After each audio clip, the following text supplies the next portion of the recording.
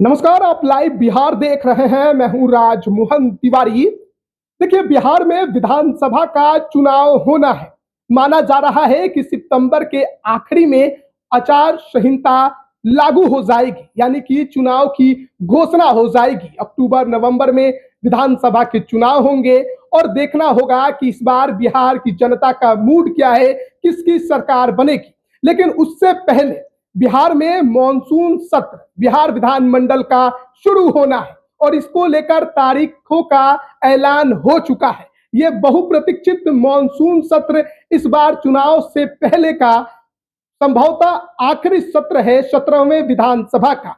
और इस मॉनसून सत्र को लेकर बड़ी खबर निकलकर सामने आई है कि 21 जुलाई से 25 जुलाई तक ये सत्र चलेगा और इस दौरान ये भी माना जा रहा है कि ये बहुत हंगामेदार होने वाला है, क्योंकि जहां एक तरफ जो एनडीए सरकार है, नीतीश कुमार की सरकार है, वो इस सत्र के जरिए जनता के सामने लोक लुभावन वादे और योजनाओं को रखेगी ताकि चुनाव में उसे वोट ज्यादा से ज्यादा मिल सके। तो वहीं दूसरी तरफ विपक्ष, खासकर नेता प्रतिपक्ष तेजस्वी यादव सरकार को कटघरे में खड़ा करेंगे और इस वजह से इस मॉनसून सत्र को लेकर चर्चा बहुत तेज है, बहुप्रतीक्षित माना जा रहा है और कहा जा रहा है कि बहुत हंगामेदार होने वाला है। इस मॉनसून सत्र के दौरान आंदोलन भी आपको बहुत अधिक देखने को मिलने वाले हैं, क्योंकि चुनाव से पहले संभवतः ये 17वें विधानसभा का आखिरी सत्र होगा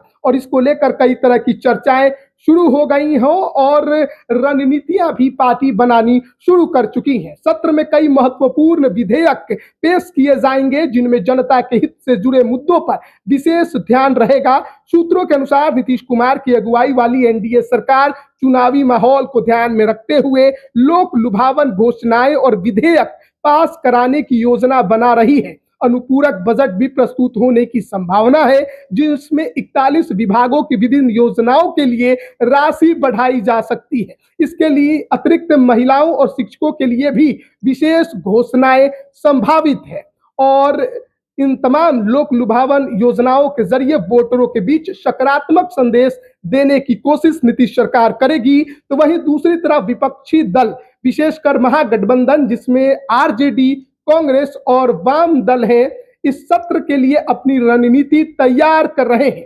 कानून व्यवस्था, बेरोजगारी और अन्य ज्वलंत मुद्दों पर नीतीश सरकार को कटघरे में लाने की तैयारी बनाने की कोशिश की जा रही है।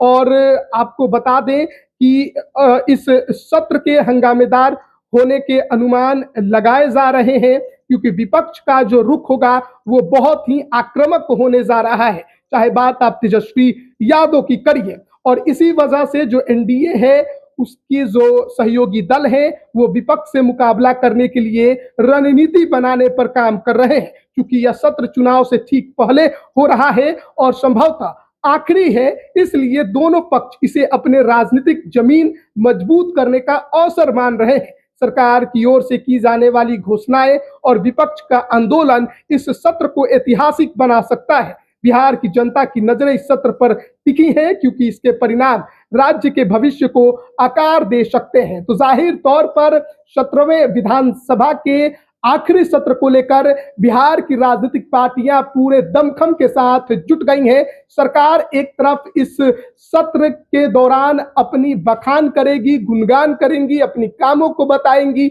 और आगे क्या विशेष योजनाएं हैं, क्या विजन है, उसे रखेगी। तो वहीं दूसरी तरफ विपक्ष, खासकर नेता प्रतिपक्ष तेजस्वी यादव सरकार को घेरने के लिए जो तमाम मुद्दे हैं उसे विधानसभा और विधान परिषद में रखने की कोशिश करेंगे, उनकी पार्टी की तरफ से रखने की कोशिश की जाएगी और इस सत्र के जरिए जनता को अपने तरफ करने की कोशिश दोनों खेमे के तरफ से भरपूर की जाने वाली है। और इसीलिए माना जा रहा है कि विधानसभा चुनाव से पहले जो ये आखिरी सत्र होने वाला है, मॉनसून सत्र, जो कि 21 जुलाई से 25 जुलाई तक चलेगा, ये बेहद ही हंगामेदार बन सकता है। तो इस सत्र पर सबकी निगाहें टिकी हुई होंगी, सबकी नजरें टिकी हुई होंगी, जनता को क्या कुछ मिलता है और विपक्ष सरकार को कैसे घेरता है। बने रहिएगा हमारे साथ, तमाम अपडेट हम आप तक पहुंचा रहे हैं। आप सभी का बहुत बहुत धन्यवाद।